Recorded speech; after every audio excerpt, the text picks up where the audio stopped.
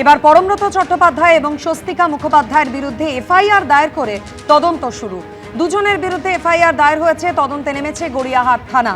তাদের বিরুদ্ধে কোন কোন ধারায় মামলা দায়ের করা হয়েছে, তদন্ত প্রক্রিয়া এই মুহূর্তে ঠিক কোন পর্যায়ে, আরো বিস্তারিত জানাবেন প্রতিনিধি ময়ূক ঠাকুর চক্রবর্তী আমাদের সঙ্গে রয়েছেন। ময়ূক, দেখো, গতকাল রাতে অভিযোগ দায়ের হয় এবং অভিযোগ দায়েরের পর যেটা খবর পাওয়া যাচ্ছে যে আজকে এই গোটা ঘটনা নিয়ে এফআইআর দায়ের হয়েছে। পুলিশের তরফ থেকে দুটো সেকশন এফআইআর দায়ের হয়েছে। এর মধ্যে একটা সেকশন যেটা রয়েছে যে এই ধরনের পোস্ট করে তার মাধ্যমে বিভেদ তৈরি করা, এবং তার মধ্যে একটা নন ভেলেবল সেকশনও রয়েছে, এমনটাই পুলিশ সূত্রে খবর। গতকাল অভিযোগ দায়ের হয়, সেই অভিযোগের প্রেক্ষিতে তদন্তে নামে পুলিশ, এবং তদন্তে নামার পর গতকাল আজকে গোটা ঘটনায় পুলিশ আধিকারিকরা এফআইআর রুজু করেছেন এবং জামিন অযোগ্য ধারায় পরমব্রত চট্টোপাধ্যায় এবং স্বস্তিকা মুখোপাধ্যায়ের নামে এফআইআর রুজু করা হয়েছে। পরবর্তী ক্ষেত্রে পুলিশ আধিকারিকরা তাকে নোটিশ করবেন এবং তারা তদন্তের সাথে জিজ্ঞাসাবাদ করবেন, এমনটাই পুলিশ সূত্রে খবর। ধন্যবাদ ময়ূক।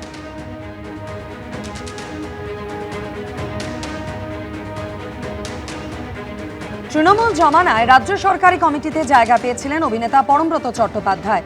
বিধানসভা ভোটের আগে কৃষ্ণনগর দক্ষিণে তৃণমূল প্রার্থীর জনসভায় তাকে দেখাও গেছিল, কিন্তু বিধানসভা ভোটের ফল বেরোতেই তার সুর বদলেছে। গত বুধবার বিজেপি বিধায়ক এবং অভিনেতা রুদ্রনীল ঘোষের পাশে বসে তৃণমূল কংগ্রেসকে নিশানা করতে শোনা গিয়েছে পরমব্রত চট্টোপাধ্যায়কে। প্রত্যেকেই আমাদের রোজগার করতে হয়, আমাদের প্রত্যেকেই কম্প্রোমাইজ করতে হয় কিছু না কিছু, কোনো না কোনো স্টেজে আমাকেও করতে হয়। আমার সদ্যজাত সন্তানের মুখের দিকে তাকিয়ে দাঁত চেপে ওই জিনিসটা করেছিলাম, আমার কোনো উপায় ছিল না। তাই আর এই পরম পরিবর্তন নিয়ে ইন্ডাস্ট্রির ভিতর থেকেই এসেছে তীব্র কটাক্ষ।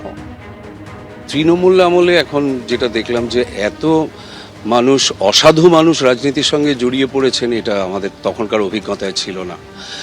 আবার এই বিজেপি আসার পর দেখতে পাচ্ছি যে মানে এত গিরগিটি যে আছে সেটাও সমাজের মধ্যে, এটাও মানুষ বোধহয় পরিষ্কারভাবে এখন বুঝতে পারছি। যত এরকম কম্প্রোমাইজ করব, ঠিক ইলেকশনের আগে আমি যে দলের হয়ে প্রচার করেছি আর তারপরেই আবার বলবো যে না, ওটা আমার ভুল হয়েছে, এটাকে এই দ্বিচারিতা মানুষ ভালো চোখে দেখে না। পরমব্রত নিজের যেটা বুদ্ধিমান ছেলে, যেটা ওর বুদ্ধিতে যেটা ঠিক মনে হয়েছে সেটা করেছে।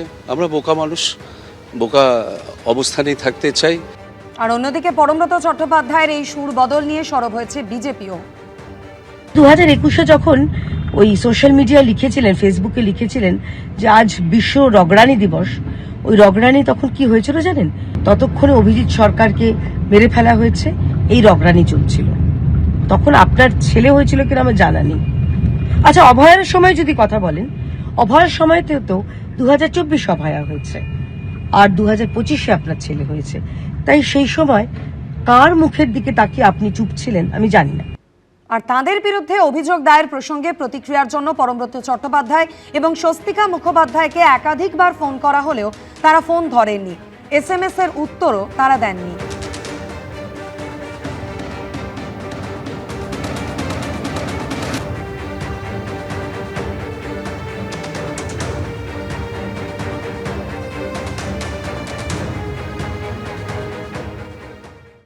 হাওড়া এবং দুর্গাপুর এবছরই দুই পুরসভাতে ভোট হবে। দুই জায়গায় প্রশাসনিক বৈঠকের পর জানালেন মুখ্যমন্ত্রী। এদিন হাওড়া পুরসভার অস্থায়ী চুক্তিভিত্তিক কর্মীদের একাংশকে কার্যত সতর্কও করেন শুভেন্দু অধিকারী। যত দ্রুত সম্ভব নির্বাচিত বোর্ডের হাতে ক্ষমতা হস্তান্তর আমরা চাই। রাজ্যে সরকার বদলের পর অবশেষে ভোট হতে চলেছে হাওড়া এবং দুর্গাপুর পুরসভায়। দুই পুরসভায় ভোট হবে এবছরই। বৃহস্পতিবার দুই জায়গায় প্রশাসনিক বৈঠকের পর জানালেন মুখ্যমন্ত্রী শুভেন্দু অধিকারী। হাওড়া পুরসভায় শেষ ভোট হয়েছিল 2013 সালে, আর দুর্গাপুর পুরসভায় শেষবার ভোট হয়েছিল 2017 সালে। হাওড়া পুরসভার নির্বাচিত পুরবোর্ডের মেয়াদ ফুরিয়েছিল 2018 সালে, কিন্তু আইনি জট এবং ওয়ার্ড পুনর্বিন্যাস সংক্রান্ত জটের কারণে থমকেই ছিল হাওড়ার ভোট। প্রশাসনিক বৈঠক শেষে মুখ্যমন্ত্রী জানিয়েছেন এবছরের মধ্যেই হাওড়া পুরসভার ভোট হয়ে যাবে।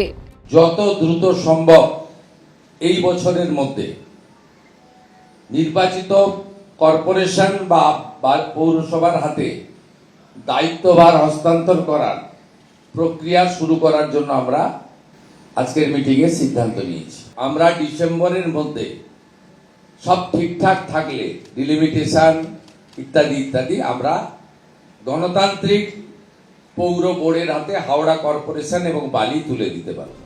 এই সিদ্ধান্তে খুশি হাওড়া শহরের বাসিন্দারা। এতদিন ধরে আমাদের ভোট হয়নি, আর উনি এসেই এই সঠিক ডিসিশনটা নিয়ে নিয়েছেন, আমরা খুব খুশি। ভোট হওয়ার পর কাজ হলে আরো খুশি। আশা করছি এবারে অবশ্যই মানুষ পরিষেবা পাবে। দুর্গাপুর পুরসভায় শেষবার ভোট হয়েছিল 2017 সালে। 2022 সালে মেয়াদ শেষ হলেও ভোট হয়নি। বৃহস্পতিবার দুর্গাপুরে প্রশাসনিক বৈঠকের পর মুখ্যমন্ত্রী শুভেন্দু অধিকারী জানান, দুর্গাপুজো বা কালীপুজোর আগে পরে এখানে পুরভোট করানোর জন্য রাজ্য নির্বাচন কমিশনের কাছে আবেদন জানাবেন। দুর্গাপূজা বা কালী পুজোর পরে যে কোনো সময় নির্বাচন করার বিষয়ে সংশ্লিষ্ট দপ্তরের মন্ত্রী অগ্নিমিত্রা পাল বা রাজ্য সরকার আমরা সহযোগিতা করব স্টেট ইলেকশন কমিশনকে। একটা কথাই আমি দুর্গাপুরের মানুষকে আশ্বস্ত করতে চাই, 2017 সালে আপনারা দুর্গাপুর কর্পোরেশনের ভোটে কেউ ভোট দিতে পারেননি। ভারতীয় জনতা পার্টির শাসনকালে কোনো নির্বাচনে কোনো ভোটার ভোটাধিকার থেকে বঞ্চিত হবেন না। বৃহস্পতিবার হাওড়া পুরসভার অস্থায়ী চুক্তিভিত্তিক কর্মীদের একাংশকে কার্যত সতর্কও করেন মুখ্যমন্ত্রী। এখানে 1700 জন লোক কাজ করেন পৌরসভা কর্পোরেশনে, ক্যাজুয়াল কন্ট্রাকচুয়াল। তাতে 500 জন অ্যাপ্রক্স তারা বেতন তোলেন, পরিষেবা দেন না। 8 ঘন্টা তো অনেক দূরের কথা, 8 মিনিটও দেন না, কারণ তারা রাজনৈতিক প্রভাবশালীদের আশীর্বাদ পুষ্ট। মানসিকতা বদলান, চিন্তা ভাবনা বদলান, নইলে এই সরকার এসব ক্ষেত্রে জিরো টলারেন্স নীতিতে চলবে। বাঁকুড়া, বীরভূম, পুরুলিয়া এবং 2 বর্ধমান এই 5 জেলার বিষয়ে দুর্গাপুরে প্রশাসনিক বৈঠক করেন শুভেন্দু অধিকারী। সুনীত হালদার, মনোজ বন্দ্যোপাধ্যায় ও পূর্ণেন্দু সিংহের রিপোর্ট, এবিপি আনন্দ। অনুপ্রবেশকারীদের কোর্টে না পাঠিয়ে বাংলাদেশ বর্ডারে বিএসএফ এর কাছে পাঠিয়ে দেওয়া হবে। হাওড়া প্রশাসনিক বৈঠক থেকে অনুপ্রবেশের বিরুদ্ধে কঠোর অবস্থান ফের একবার স্পষ্ট করে দিলেন মুখ্যমন্ত্রী। পাশাপাশি অবৈধ নির্মাণ থেকে পুকুর ভরাট, একাধিক ইস্যুতে কড়া বার্তা দিলেন শুভেন্দু অধিকারী। অনুপ্রবেশ থেকে রাজনৈতিক হিংসা, বেআইনি নির্মাণ থেকে জলাশয় ভরাট, বৃহস্পতিবার হাওড়ার প্রশাসনিক বৈঠক থেকে একাধিক বিষয়ে কড়া বার্তা দিলেন মুখ্যমন্ত্রী। ক্ষমতায় এসেই অনুপ্রবেশ আটকানোর দিকে নজর দিয়েছে বিজেপি সরকার। কাঁটাতার বসানোর জন্য বিএসএফের হাতে জমি তুলে দেওয়ার কাজ শুরু হয়ে গেছে। এই প্রেক্ষাপটে বৃহস্পতিবারের প্রশাসনিক বৈঠকেও ফের অনুপ্রবেশের বিরুদ্ধে কঠোর অবস্থান স্পষ্ট করে দিলেন মুখ্যমন্ত্রী।